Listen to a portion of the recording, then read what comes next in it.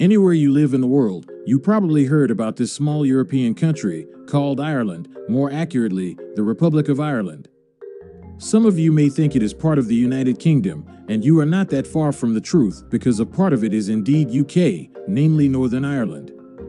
But how come that basically everybody knows about this small island with less than 7 million residents and no unique or famous produce?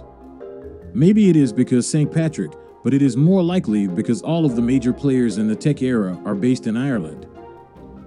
You are a YouTuber. Your revenue comes from Ireland. You are an office worker. You probably use Microsoft softwares, which is based in Ireland. You just bought the new iPhone? Yeah, Apple is also based in Ireland. We could continue, because basically every multi-billion-dollar company has a headquarters there. So how this small country became one of the most popular base for multinational companies? Yes, it is taxes, but don't jump ahead just yet. To understand the rise of Ireland's economy, let's take a look at its history and address its ups and downs.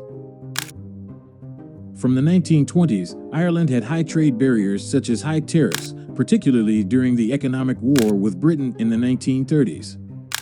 During the 1950s, 400,000 people emigrated from Ireland. It became increasingly clear that economic nationalism was unsustainable.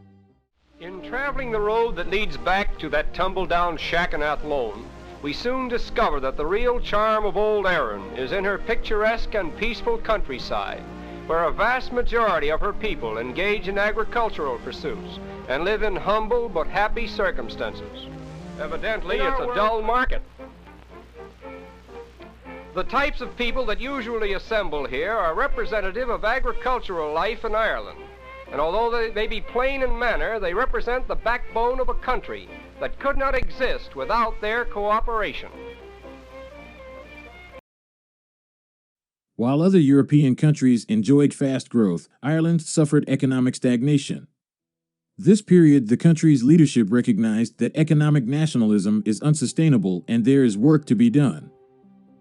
For example, as the US's economy was on a freefall just a few years back, they noted that the capitalism works, but has its drawbacks, and could collapse if there is too much freedom. They've also studied communist countries like Russia, and took the best bits from their model too. The policy changes were drawn together in Economic Development, an official paper by T.K. Whitaker published in 1958 that advocated free trade, foreign investment, and growth rather than fiscal restraint as the prime objective of economic management. This was a huge deal back then because they basically turned 180 degrees on their economy. In the 1970s, the population increased by 15% and national income increased at an annual rate of about 4%.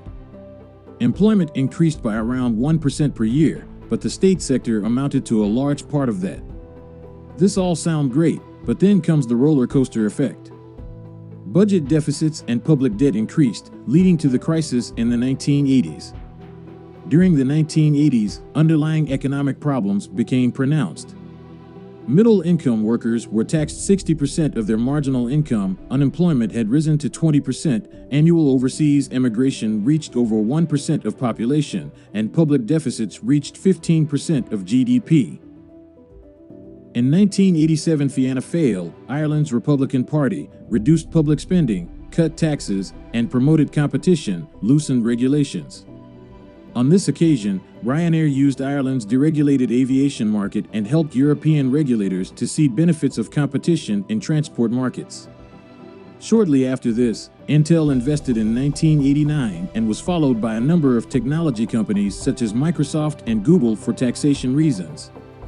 A consensus exists among all government parties about the sustained economic growth. Between 1985 and 2002, private sector jobs increased 59%.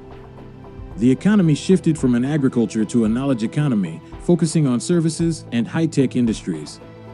Economic growth averaged 10% from 1995 to 2000 and 7% from 2001 to 2004.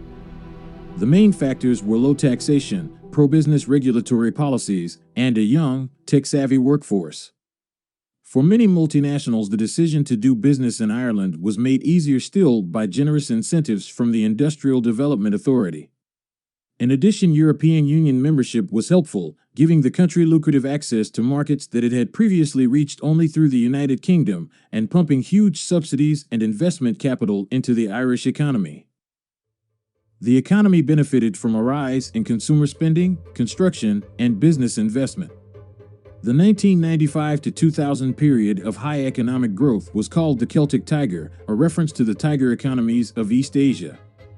GDP growth continued to be relatively robust, with rates ranging from 4 to 6%. With high growth came high inflation. Prices in Dublin were considerably higher than elsewhere in the country, especially in the property market. However, property prices were falling following the 2008 economic recession.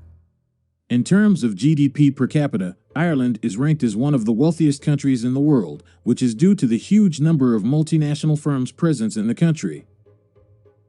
The positive reports and economic statistics caused by companies parking their money in the country masked several underlying imbalances. Despite several successive years of economic growth and significant improvements since 2000, Ireland's population is marginally more at risk of poverty than the EU 15 average, and 6.8% of the population suffer consistent poverty. It was the first country in the EU to officially enter a recession related to the financial crisis 2008, as declared by the Central Statistics Office. The global recession has significantly impacted the Irish economy. Their banking system was not so different from the US's, which was the epicenter of the whole crisis. You could ask, how is it that there is huge amounts of money in the country, great GDP, yet it constantly finds itself in a tough situation again? Well, although Ireland has a very strong economy, it is all based on foreign companies. This means, for example, Microsoft loses money in the US, then it shows up on their revenue in Ireland. And since there are a lot of companies who just place their headquarters there, it adds up pretty quickly. But this is not the end of the story. The roller coaster continues. In 2014, the Irish economy began to recover, growing by 4.8%, making Ireland the fastest growing economy in the European Union. Contributing factors to growth included a recovering construction sector, quantitative easing, a weak euro, and low oil prices.